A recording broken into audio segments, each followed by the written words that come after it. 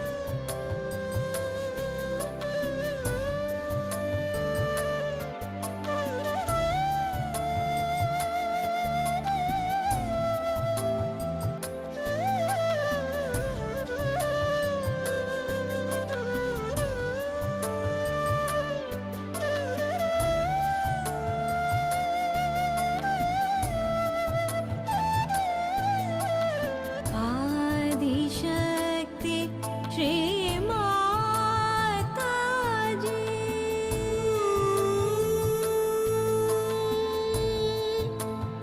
त्वमेव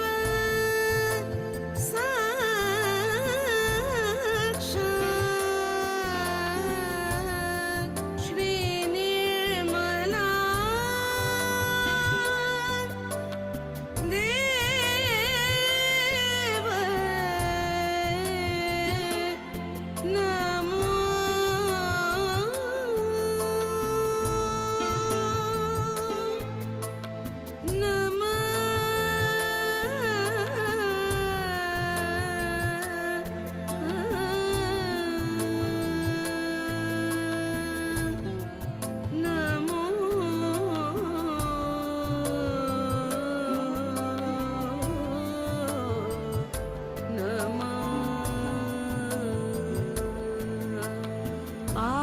आदिशक्ति श्री माता जी कुंडलिनी माँ निर्मल माँ कुंडलिनी माँ निर्मल माँ सानिध्य सामीप्य सदा रहे माँ कुंडलिनी माँ निर्मल माँ सानिध्य सामीप्य सदा रहे माँ निर्विचारिता दे दे माँ श्री निर्मला निर्विचारिता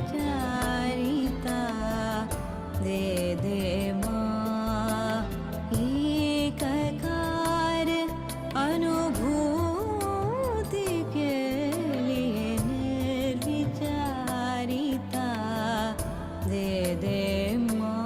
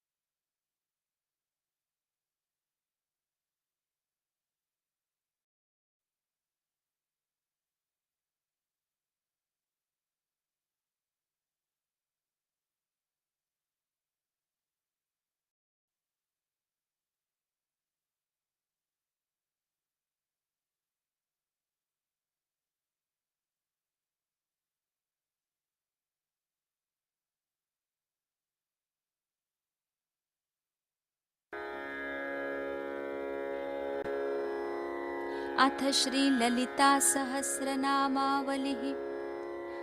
ॐ श्रीमात्रे नमो नमः। ॐ श्रीमहाराज्ञै नमो नमः। ॐ श्रीमत्सिंहासनेश्वर्यै नमो नमः। ॐ चिदग्निकुण्डसम्भूतायै नमो नमः। ॐ देवकार्यसमुद्यतायै नमो नमः। ॐ उद्यद्भानुसहस्राभायै नमो नमः। ॐ चतुर्बाहुसमन्वितायै नमो नमः। ॐ रागस्वरूपपाषाढ्यायै नमो नमः। ॐ क्रोधाकारा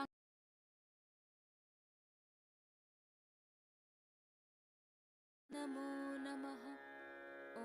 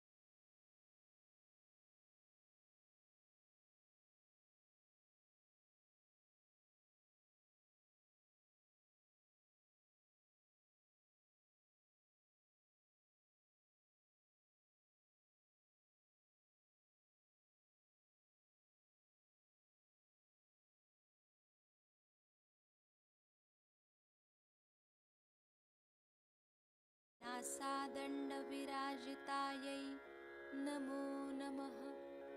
ॐ ताराकान्तितिरस्कार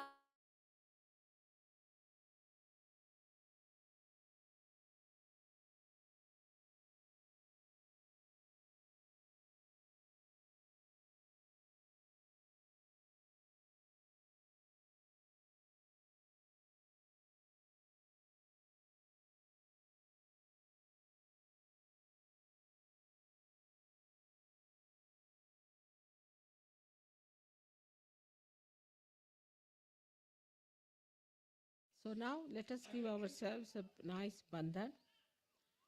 In the bandhan of mother, let us move our left to the right. One, nicely. Understanding what you are. What are your auras? Now again, second one. Now the third one.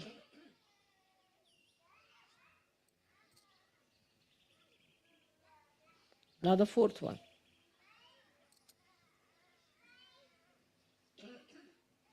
Now the fifth.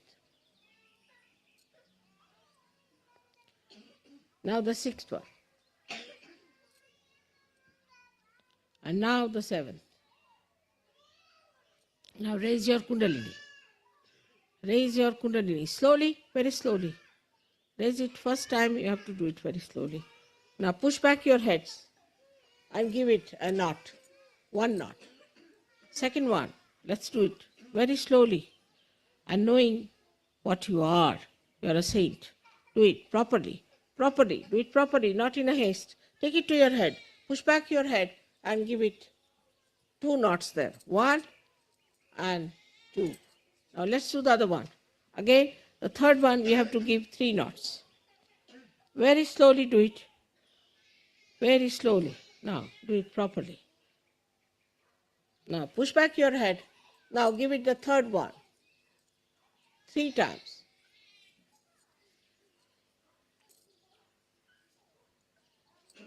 Now see your vibrations.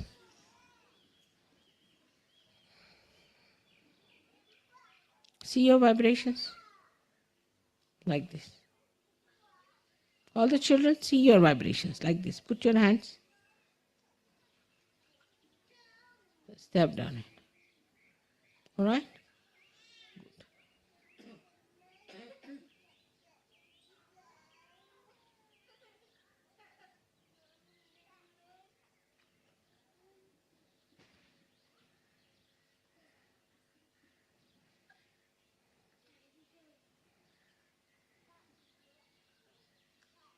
Beautiful.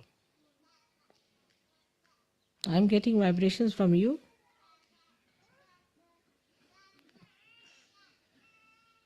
May God bless. Thank you very much.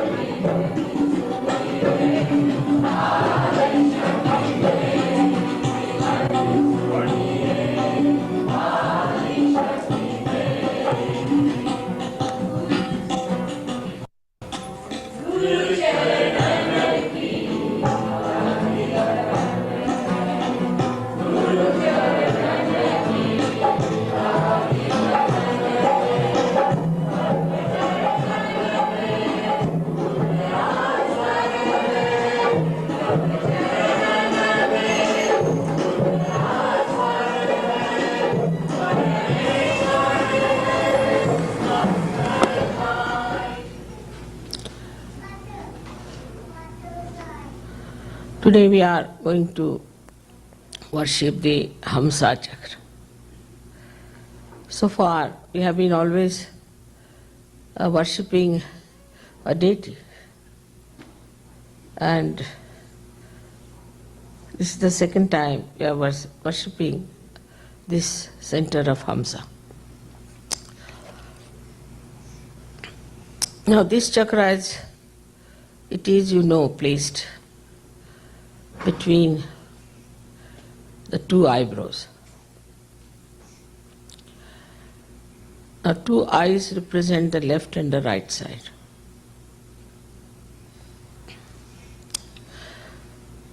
So this center is very much guided by our eyes, by our ears, by our nose, tongue, teeth, throat. Is a very important center because the Vishuddhi, which has to look after 16 petals, which look after all these ear, nose, throat, different organs within us. Also, it has to communicate with the Virat. So it has to pass through this center of Hamsa Chakra.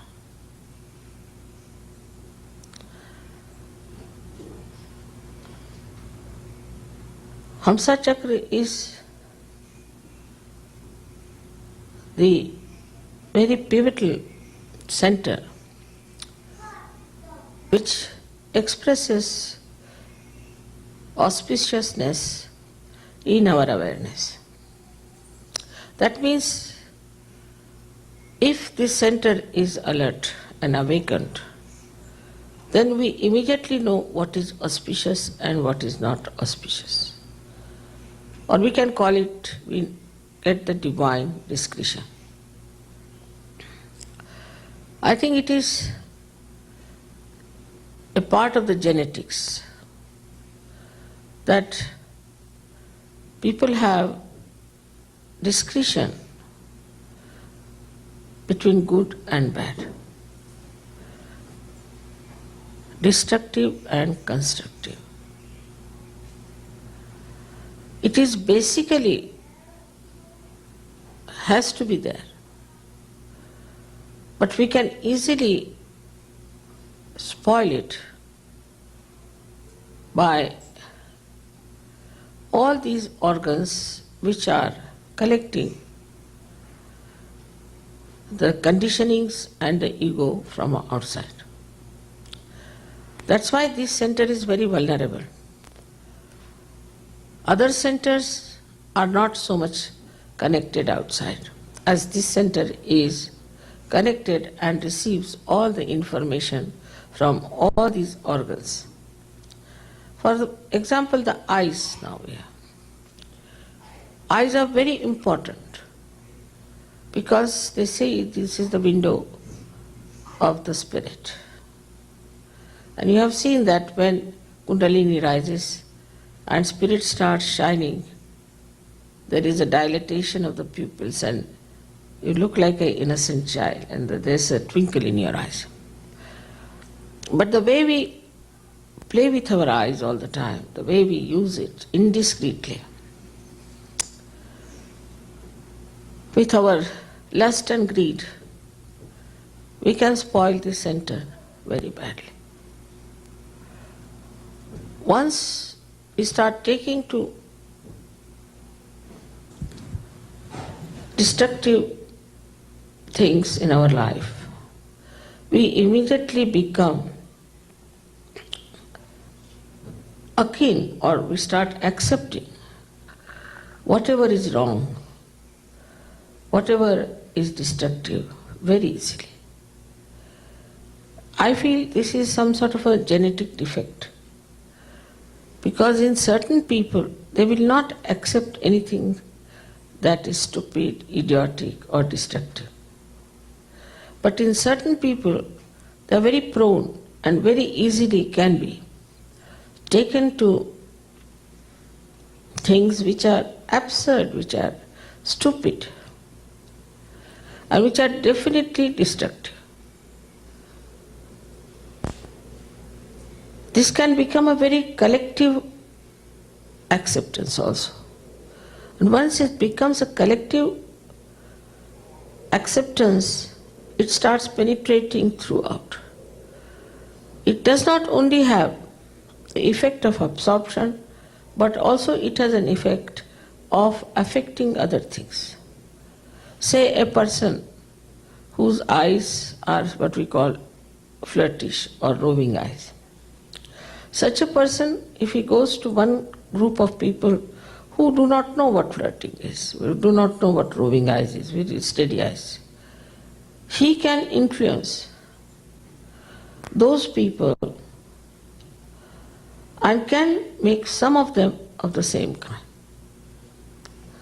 So what happens really is this, that this is a very good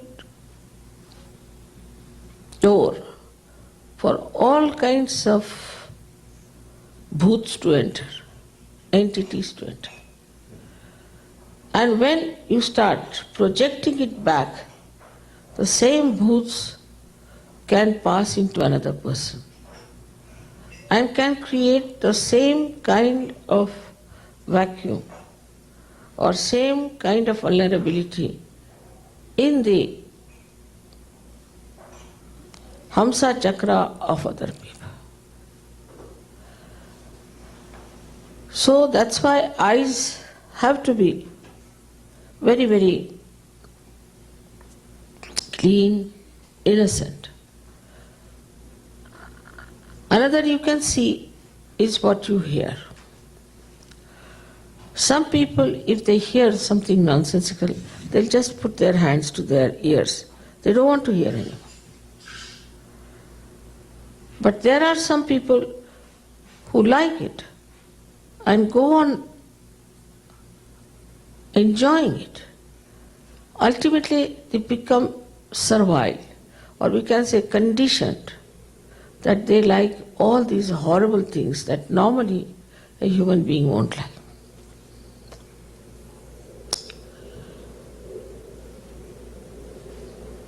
Now also you must have seen that people who, like French people, I think they have no discretion of smell.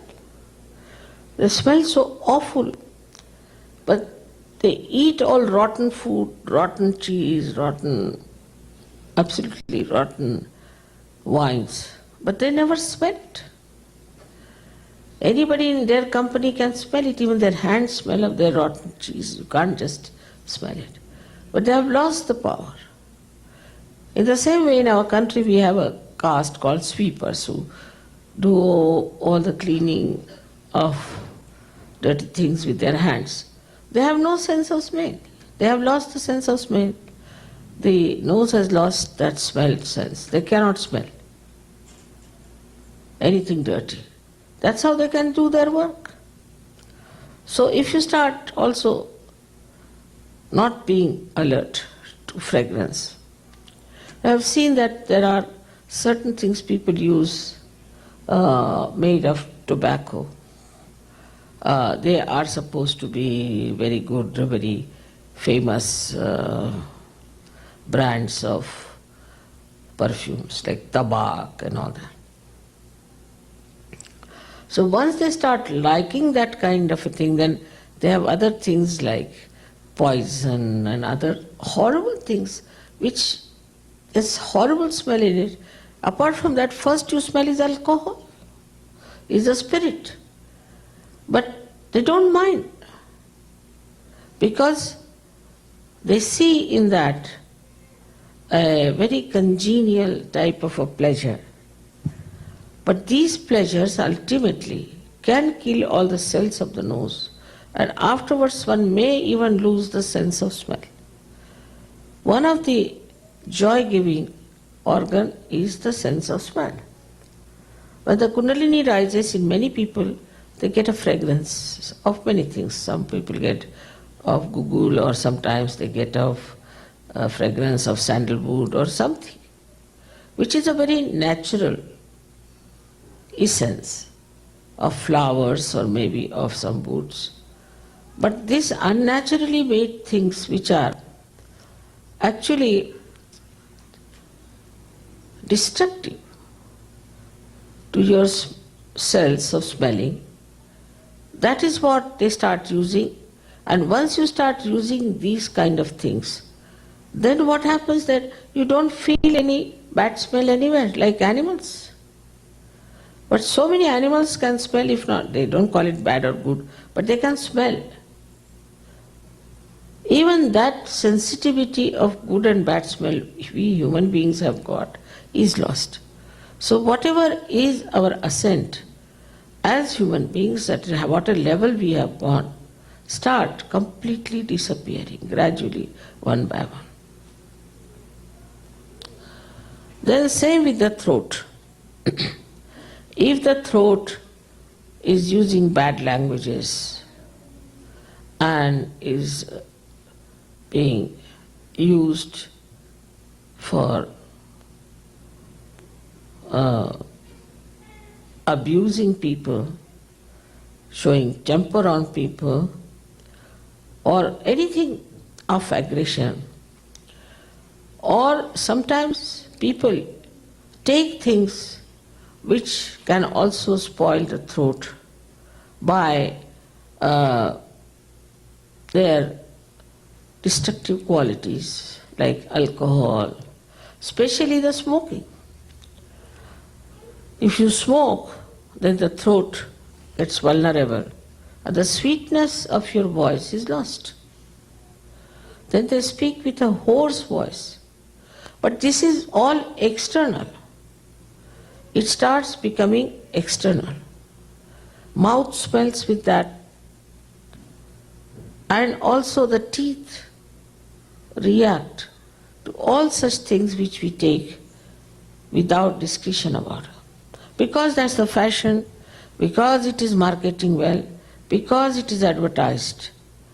That means we have not got our own wisdom, our own personality.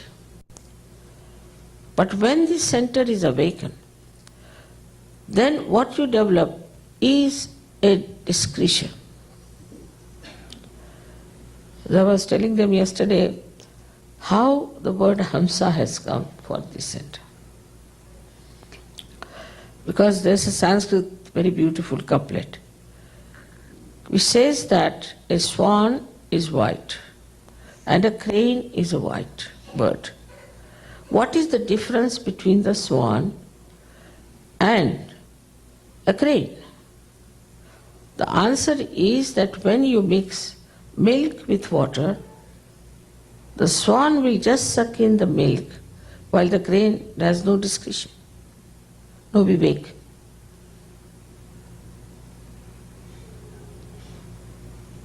This discretionary power, once we start losing, we start becoming just like a rabbit, I would say. Because we have no personality. Anybody can brainwash us. And the more they tell us about our discretion, we listen to them. That explains why people, so many thousands of people, go to all these false gurus. Thousands of people, why did they take to homosexuality and got into AIDS? Why thousands of people have taken to drugs? It is unbelievable, incredible. Why people have taken to all these things are destroying their life. They see a man going into the pub, coming out and falling down on the ground with all his purse being emptied. But they go with the purse, see that they have sufficient money to go inside the pub, again come out to fall down on the street. Whatever idiotic or nonsensical other people are doing, when you see they are idiotic, you pay money to become idiotic. One pays money to destroy oneself. Go out of the way. It is so unnatural for anyone. I mean, even a dog or a cat or any animal knows where is the danger is. They can smell the danger. And they run away because they have to preserve their lives. They think their lives are precious and they must live and live well. But this ordinary common sense starts missing. And they will say, what's wrong? What's wrong in this? What's wrong in that? That means the genetics of the Ahamsa are missing. Now you should see there is no deity on the Hamsa Chakra. But it is the formless energy of so many organs which are looked after by Buddha, Mahavira, Christ, Sri Krishna. 4 of them managed by Sri Ganesha. So these genetics are put by Sri Ganesha because he is the source of wisdom.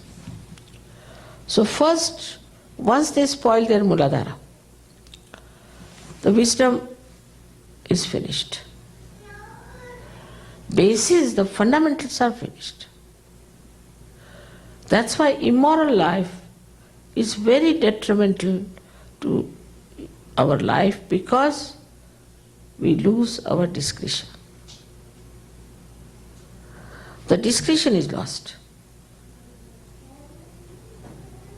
Then if you can awaken Sri Ganesha in the Hamsa Chakra, then suddenly you belong to the higher race of Sajogis. It's surprising, I've seen people overnight give up their drugs. Very immoral people become extremely moral because of this chakra being suddenly awakened. And the light of the spirit is best expressed through this chakra in everyday life, in the collective life also. One starts then seeing the point, as we say. Like now in Sahajogas, we have different problems also. Say when people first come to Sahajoga, they start watching other people and starting finding their faults, what's wrong with them. They never see what they are here for. They are not here to find out faults with others, but to correct your own defects. So they say, oh, this man is no good, that man is no good, this is wrong. They start creating problems also. They'll talk to each other saying, no, this man is not good, that man is not good, try to create groups and things. They are here to work for what? For creative politics or for your ascent. Some of them, if they do not do all this, then they think we should start to make some money out of it or some sort of a thing. Or some start criticizing others about something which is not their concern.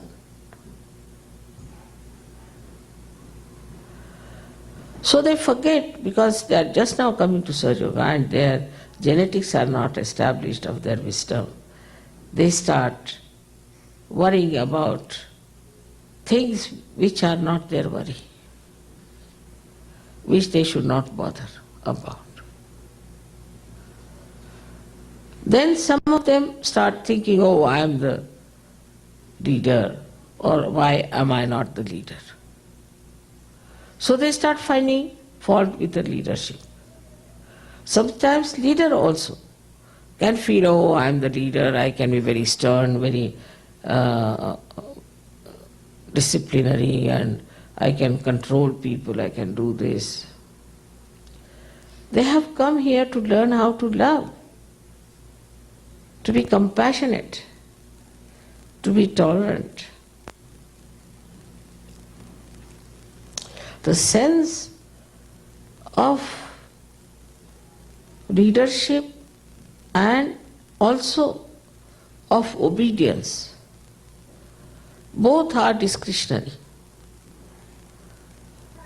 If somebody says something to you, and if you obey that person for your benevolence, you will subtly understand that it is for your good.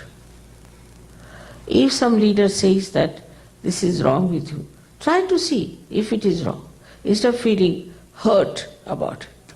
Yes, it is wrong with me. So what should I do? How can I improve myself? Ask the leader, or you can write to me or do anything. But no, they will not do it. Immediately they'll write a letter to me saying this leader is such and such bad fellow, he's so this thing, he ate that money, he ate that thing, and all kinds of things. Or else they may tell people, oh, mother listens to this fellow, he's no good, he's just telling mother stories and mother listens. And mother is not such a fool. She knows about everything. So all these things that we have gathered from our previous life, even after our second birth, we carry a little bit. Like an egg becomes a bird, but still lots of things of the egg are hanging on to his body. So you have to cleanse it. So at this point, when you have got your realization, the first discussion should be, how am I going to achieve that state of spirit, the pure spirit? Instead of that, also people get lost because they have no discretion. With this enlightenment, first thing that happens, I've seen with people, their eyes are fixed. They don't roll their eyes much now. They have very innocent eyes. Otherwise, they are really mad, those people who go on looking at everything like this. Like I say, there's no difference between a madman and him. You put one madman, he does the same, and a person who is like that does the same. And it's such a crazy thing to do. But immediately, it is such a spontaneous thing. It's like the light coming in the room. It is so spontaneous that you start seeing things clearly. No, this is not. Before, in the garden, you would go and collect all the thorns and put them in your body. That was the situation. Never looked at the flowers. And suddenly, after realization, you'll be amazed. You just see flowers and don't bother about thorns. Or if you find, you take them out. There is joy even before realization and after realization, but there is no capacity to enjoy. That capacity comes to you after realization. And the main thing that happens to you is the discretion. Then like the swan, you just take the milk of everything. At everything, your attitude becomes very different.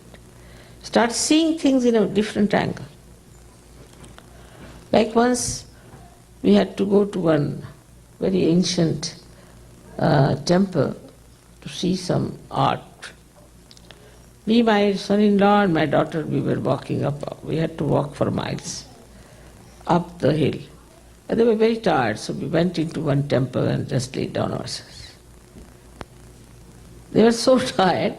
At that time I said, see these elephants, see how beautiful they are.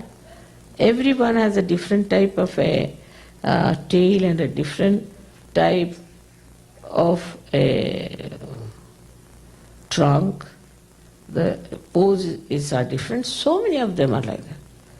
My son-in-law said, Baba, we are so tired. How are you looking at these things? Because attention didn't go to my tiredness, but to those beautiful things. Same thing, you start sucking in the milk. There is joy, but you cannot feel the joy because the power, that subtle power of divine discretion is not there. Once that comes in, you start enjoying everything. It's just the same. Life is just the same. Nothing has changed.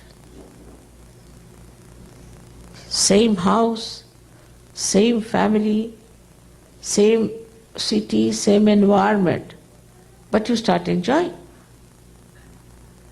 Because the sensitivity of your Hamsa Chakra is now only for divine discretion, and you immediately know, and then you don't want to do anything with the thorns. Only want to gather flowers, and you know how to gather flowers, and you are in joy. So the light of the Spirit which shines through your Hamsa Chakra gives you wisdom. Wisdom doesn't mean that you know how to argue things or you fight with people. No, it doesn't mean that. Wisdom means how you take to the good side of everything to enjoy it. This is wisdom. And that you avoid all destructive things and take to something constructive. Now you are going, say, on a road, and it's written there, there's danger.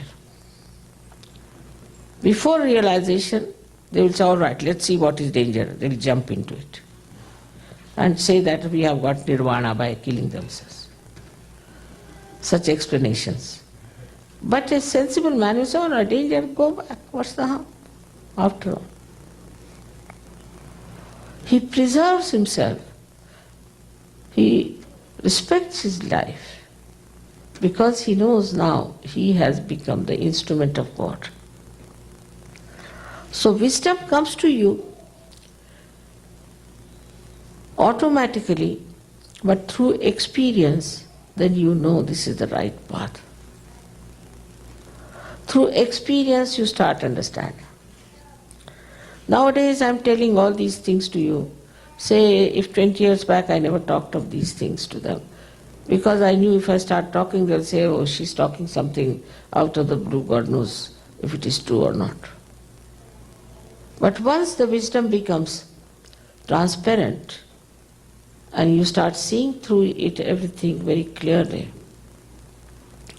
makes your mind absolutely clear, then anybody who tells things of wisdom, you never feel bad about it. On the contrary, you thank that I'm so lucky that I can hear about these things, such nice things. And also those sayings start giving you joy.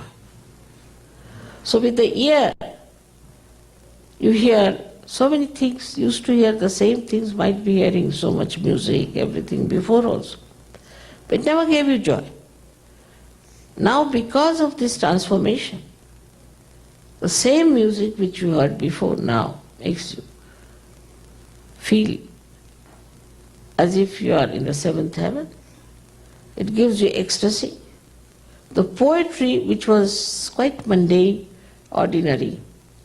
People told me, Mother, it was such a headache to read William Blake in those days. But now we love it. We read it like Bible.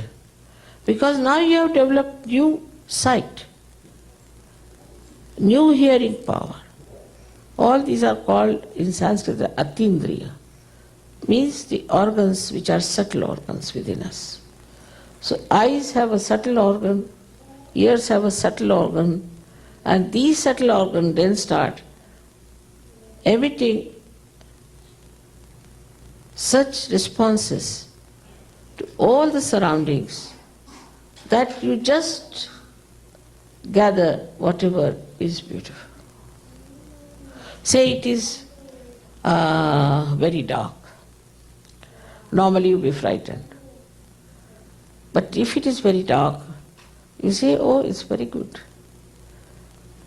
How we are enjoying, it's such a venture something. You will go slowly, slowly holding each other's hand. Supposing it is very hot, then if somebody says, people may start, I don't know what they would do. Another would just say, oh, it's quite nice day, you see, it's nice sometimes to have hot is also very good like that. If it is cold, the other way around. So thus you start enjoying every aspect which is supposed to be very, very bad for others. To you, you know the aspect of that what is to be enjoyed. That part which is to be enjoyed. And once you know how to do it, then you say we are swimming in the ocean of joy. The ocean is the same. But now you are just touching those beautiful drops of ambrosia which are in that ocean. And the rest are worried of getting drowned. Same ocean, same world. That's why they say it's a Maya. But after this discretion is shining, there's no Maya. You start enjoying. It's like this, supposing you drop somebody in the ocean. He'll be so frightened and he'll die before even he's sunk really. But supposing a person there is with all his things to watch and he is the one who is going to see all the beauty of the underworld. He's very nicely secured. He's got beautiful glasses and all that, and he's wearing nice paddles. He doesn't have to bother. He just goes there, nicely enjoys everything, takes photographs.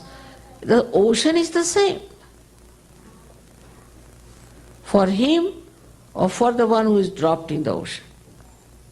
But the one who is secured, one who has all the equipments, the one who knows what is to be seen, is enjoying it. In the same way, you are equipped with wisdom, with security, and you know what you are doing. The same thing starts becoming so very beautiful and enjoyable. I have seen how Sahaja-yogis enjoy everything, even if somebody is shouting or saying something in a hall. I have seen all the Sahaja-yogis start laughing. He's poor man trying his level best to condemn everything. And here all the Sahaja-yogis just laughing at him, doing nothing, and that fellow runs away. It is something so, they are enjoying his stupidity.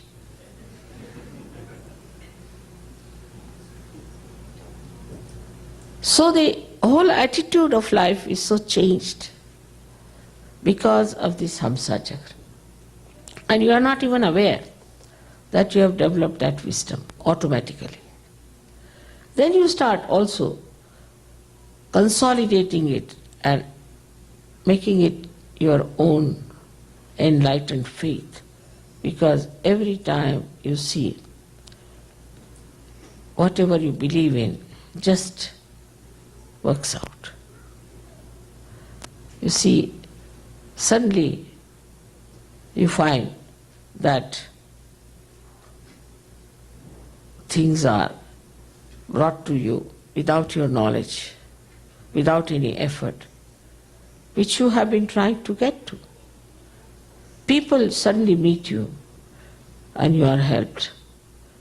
So many things happen. Recently somebody came from India and he had said that I would like to meet somebody at Milan station. So we sent somebody, but he was wearing a very small little badge, so this gentleman couldn't see him. And he was watching for somebody there. Suddenly he saw one gentleman standing like a Sahaja, very relaxed, watching everybody, not running, not upset. He went and asked him, "Did you come for me?" "Yes, yes, yes. I was wondering, I thought it is you only who has come." So you make them out because their styles are different, their standing methods are different, their talking is different, the way they behave. It's all, you see, is a miracle the way the whole life and personalities change. Once my husband had taken a Sahaja to a library, in British library, and people are very rude there. So they were late by about 1 or 2 minutes and it was closing down. The fellow just started shouting at him. So the Sahaja said, "Yes, I agree, you see we are late, but you know these traffics don't understand any laws that this library closes at this time, you know. They don't understand the traffic, you see, they wouldn't listen to us. We told them the library is closing, you see." The fellow started. But they wouldn't understand, it's so important, you know, the traffic was stopping us. And we are sorry, we are here so late, but next time we'll not do like that. The fellow got absolutely so flabbergasted and the whole thing melted away. He said, "All right, come along." He opened the library for 1 hour after that. So the wisdom of handling people, wisdom of talking to them, wisdom of handling your jobs, everything starts working out. And if it doesn't work, you don't feel bad. You think what to do, the other fellow is not a Sahaja. We tried, it's what can be done. Like this time when we were coming, there was a nice gentleman who has done Sahaja, he's something like a manager in the KLM and all that. So he came and told me there's a little difficulty that there's no seat for others, only 3 persons and first class can go. It's impossible, he's a friend of mine, he just can't help. I said, all right. I went and sat on the chair, I did like this. Only, I think 3 times must have. Oh, there are 6 seats already there. From where did they come up? So then you start seeing one point very clearly, there is this all-pervading power which is very active, which is watching us. All the great saints are managing things. Or sometimes you feel as if the angels are with you. How they are guiding things, how they are helping us, how they are there, how it is working out. Then you start seeing all that. Then you start knowing it and believing in it. Then this discretion settles down. Till that stage it is settled down, it's quite possible that Sahajogis might slip out of Sahaja. I have known many that they come to Sahaja and they slip out on small points like that. Some other Sahajogi of their style only can say something harsh to them, they slip out. Because on the periphery we have all kinds of people. And on the periphery if you stop and somebody says something to you, then they drop out. Because they have not reached that state of discretion that this is the right place I'm in. If another is wrong, he'll get out. Why should I get out? The growth is only possible when your hamsa is put right. Without that, till you are completely there, it's very difficult. But once the hamsa is established, I have seen people become really very dedicated. As you know, it's a very big organization we have all over the world. I have no secretary, I have no organization, I have nothing like a office also. But everything, everybody is my secretary. Everybody is working it out on their own. They are identified with it. They are responsible for it. I don't have, I'm like a plug, they put me here, all right, there, it's all right, wherever they put me. I have only this much of discretion that they are my children, they'll not do anything to harm me. They'll look after me. Sometimes, of course, it could be quite hectic, could be very fast movement, whatever else, but I don't mind. Because they are doing so much for Sahaja Yoga. And they want to do it more and more. And they are so responsible. So, I respect it. Sometimes people say, Mother, what a horrible schedule you have, we can't bear to see it, you see it's too much, how will you do this? I can do it. Because I have absolute faith in their identification with Sahaja Yoga.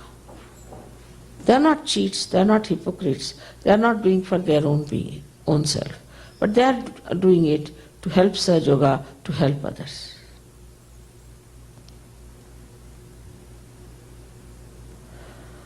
So the identification that you develop with other wrong things just drops out. Then you start identifying yourself with beautiful things because you start getting the fragrance of the beauty. Then you start enjoying that beauty and your heart starts opening out. All this joy and all these things are not possible if your hamsa is still infected with ego or with conditionings. We have so many conditionings, like Hindus, like Christians, like this, like that. Their conditionings are so much. Such false things we are following. But once we give up all these conditionings in the faith that we are doing it for our benevolence, this chakra opens out very well. Without this, agya cannot open. I mean, you see, it's an entry to agya. It's entry to Vishuddhi. It's entry to all the chakras of your head, the pithas that are there. So it's so important to keep your hamsa chakra clean. I have also told lots of things that can keep the hamsa chakra clean, which you all should use. I mean, on the physical level. Also on mental level, I have told you what you have to do is to study your mind. See the beauty of anything and not the vulgarity of it, not the utility of it, but the beauty. Slowly, slowly you will find your eyes will become cleaner and cleaner.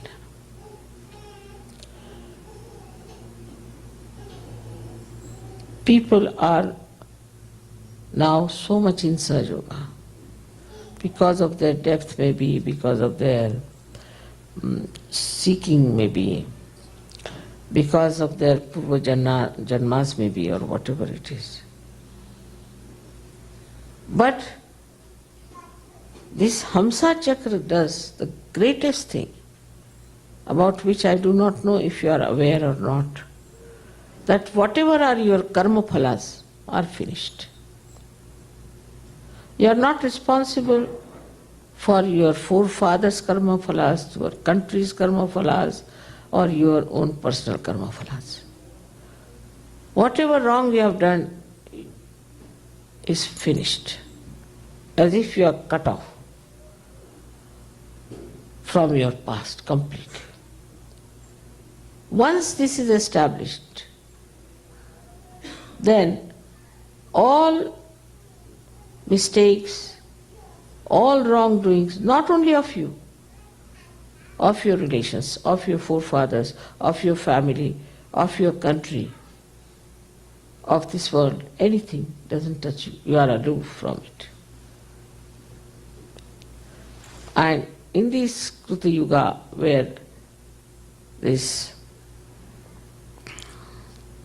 Brahma Chaitanya is trying to expose and to punish people for their past karmas, collectively also, country-wise also, will not be able to even touch you. Because the light of this center is extremely powerful. And you will be redeemed of all the fears of whatever you have done before. You'll just be beautiful like lotuses which have come out of the mire, and you will emit beautiful fragrance all around the world. May God bless you.